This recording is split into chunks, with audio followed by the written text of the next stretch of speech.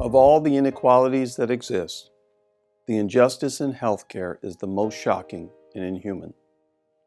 In 1966, Dr. Martin Luther King Jr. spoke these words to a mixed-race crowd of physicians and healthcare workers in Chicago. These powerfully condemning words remain significant among his most influential late career speeches, as Dr. King criticized the American Medical Association and other organizations for a conspiracy of inaction in maintaining the ongoing medical apartheid.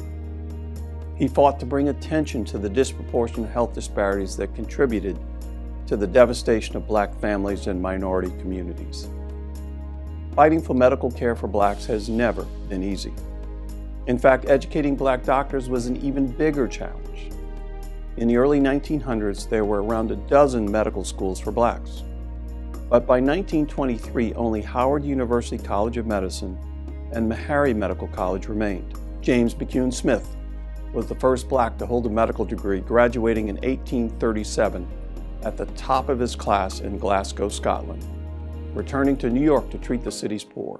Here at Downstate, Dr. Samuel Kuntz's legacy as the country's first African-American transplant surgeon and founder of our kidney transplant program in 1972 pioneered advances in kidney transplantation that are still in practice today. Dr. King reminds us that we stand on the shoulders of individuals like Dr. McCune Smith, Dr. Kuntz, and Dr. William Herbert McKinley, who, according to an 1888 Brooklyn Daily Eagle article, was among 36 new graduates from Long Island College Hospital, our predecessor institution, as its first Black doctor.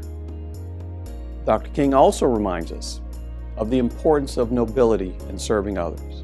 Had he lived, Dr. King would be celebrating his 90th birthday. This month, instead, we are honored and privileged to celebrate his extraordinary body of work that continues to resonate amid more than 50 years in the struggle of equality for all Americans. His words are more impactful today more than any other day, as the seeds of discord about others continue to be sown all around us.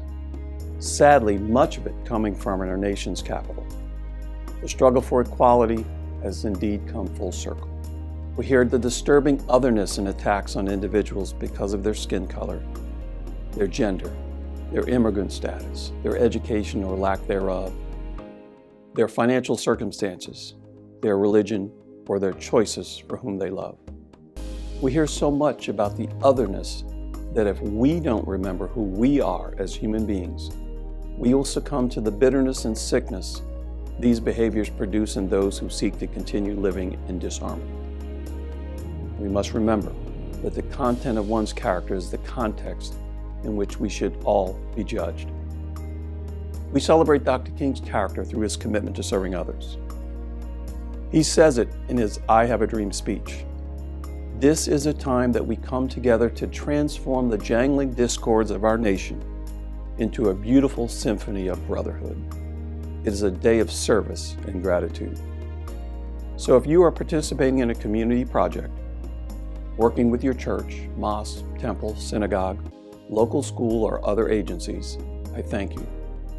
As Dr. King says, it is important to lift our nation from the quicksands of racial injustice to the solid rock of brotherhood. Thank you, Dr. King, for your legacy of service, and thank you, my fellow Downstate colleagues, for all you do for Downstate, this community, and for others.